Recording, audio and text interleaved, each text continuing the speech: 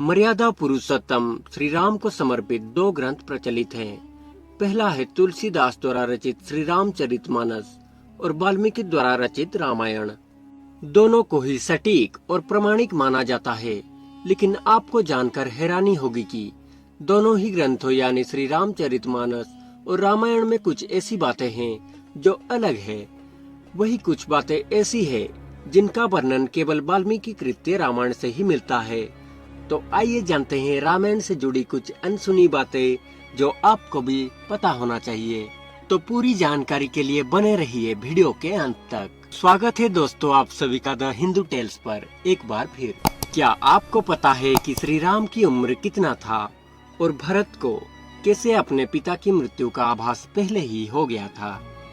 वाल्मीकि रामायण के अनुसार जिस समय प्रभु श्री राम वनवास गए उस समय उनकी आयु लगभग 27 वर्ष की थी। राजा दशरथ श्री राम को वनवास नहीं भेजना चाहते थे, लेकिन वे वचनबद्ध थे। जब श्री राम को रोकने का कोई उपाय नहीं सूझा तो उन्होंने श्री राम से ये भी कह दिया कि तुम मुझे बंदी बनाकर स्वयं राजा बन जाओ। वही भरत को अपने पिता राजा दशरथ की मृत्यु का आभास पहले ही एक स्वप्न के माध्यम से हो गया था।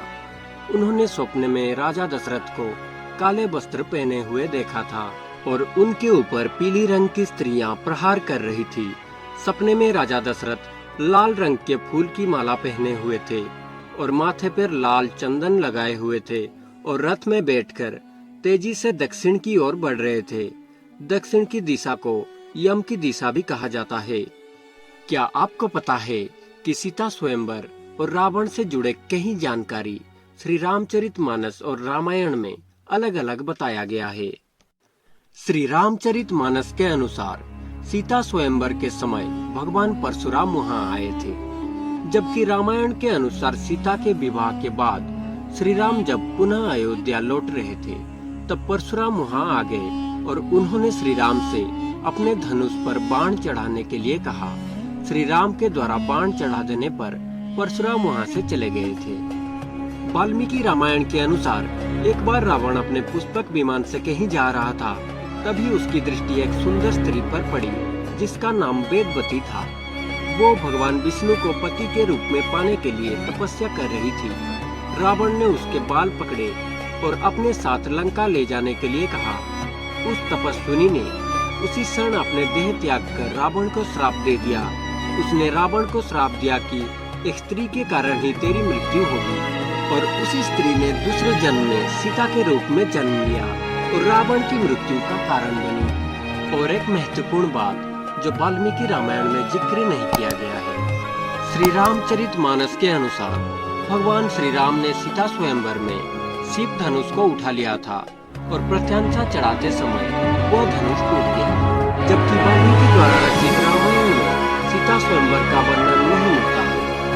रामायण के अनुसार भगवान राम और लक्ष्मण ऋषि विश्वामित्र के साथ मिथिला पहुँचे थे। विश्वामित्र ने ही राजा जनक से श्री राम को वो शिव धनुष दिखाने के लिए कहा था। तब भगवान श्री राम ने खेल ही खेल में उस धनुष को उठा लिया और प्रत्यांशा चढ़ाते वक्त वो धनुष टूट गया और राजा जनक ने ये प्रण किया था कि जो भी इस शिव धनुष को उठा लेगा उसी से अपनी पुत्री सीता का विवाह कर देंगे। आज की अंतिम प्रसंग जो कि बहुत ही दिलचस्प है। क्या आपको पता है कि एक ऋषि का जन्म एक हिरणी के गर्भ से हुआ था? रामायण के अनुसार राजा दशरथ ने पुत्र प्राप्ति के लिए पुत्रेष्टि यज्ञ करवाया था। इस यज्ञ को मुख्य रूप से ऋषि श्रृंग ने संपन्न किया था। ऋषि श्रृंग के पिता का नाम महर्षि विभांडक था। एक दिन जब वे नदी में स्नान कर रहे थे, नदी में उनका वीर्यपात हो गया और उसी जल को एक हिरणी ने पी लिया था।